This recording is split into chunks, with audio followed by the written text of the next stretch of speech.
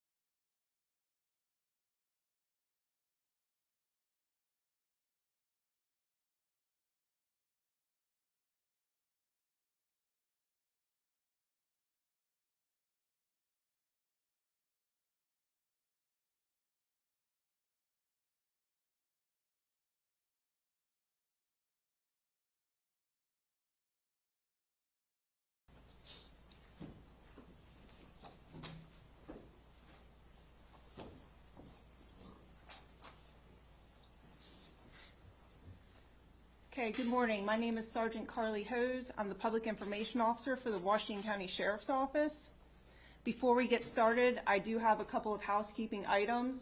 We are live streaming, so any noise within the gallery is going to be heard by the viewers out that are listening to the live stream, so try to keep that to a minimal, please.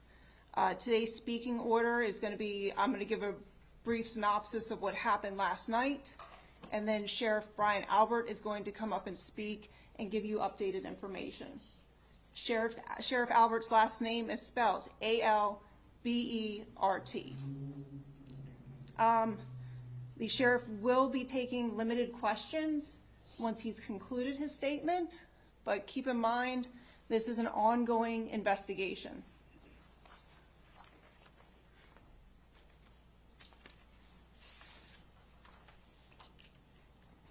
Last evening at approximately 8 p.m., deputies from the Washington County Sheriff's Office and other agencies responded to the 19,100 block of Old Waterford Road in Hagerstown, Maryland, for a reported shooting.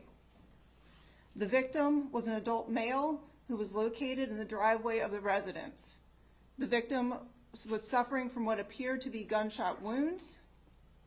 He was transported to Meredith Medical Center, where he later succumbed to his injuries. The victim was identified as Washington County, Maryland Circuit Court Judge Andrew Wilkinson, 52 of Hagerstown. I'm going to turn this over to Sheriff Albert now. Thank you, Carly. First and foremost, I wanted to thank all the support we have here in the courtroom, or in the commissioner's room, the agencies that are behind us, State's Attorney's Office, Hagerstown Police Department, and the Maryland State Police were instrumental in the investigation that's ongoing. Just a few things I want to go over. This was a targeted attack on Judge Wilkinson. We've identified Pedro Argote, 49 of Frederick, Maryland, as a suspect in this case. Argote is not in custody and is considered armed and dangerous. If anyone has information on Argote's location, we ask that they immediately contact local law enforcement. The suspect is known to drive a 2009 silver Mercedes SUV GL450 model, displaying Maryland registration 4 Echo Hilo 0408. The Washington County Sheriff's Office, along with local, state, and federal and allied partners, are actively working to apprehend Argote. During this most difficult time, we ask that you keep Judge Wilkinson's family, friends, and colleagues in your thoughts. The court is open for business today, and this investigation is preliminary stages with the Sheriff's Office and our law enforcement partners continue to gather information for proper charging and conviction in this matter. So I'll take a few questions. Yes, ma'am. Hi, was anyone at home at the time when the judge was shot? Yes, he was in his driveway. His wife and son were at home at the time. Yes, ma'am. Yeah, we were hearing that Judge Wilkinson was presiding over a divorce hearing with Argote. Can you confirm that? There was a proceeding earlier in the day, a divorce hearing that Argote was not in attendance of that, though, at the court. That was earlier in the day. I'm not sure of the time. Was there one over here? Yes, sir. Do you know what kind of gun it was that was used? We're not releasing that at this time. Sheriff, you mentioned that he was presiding over a court hearing. Was this suspect connected to that hearing? Oh, yes, but he did not show up at court for the hearing.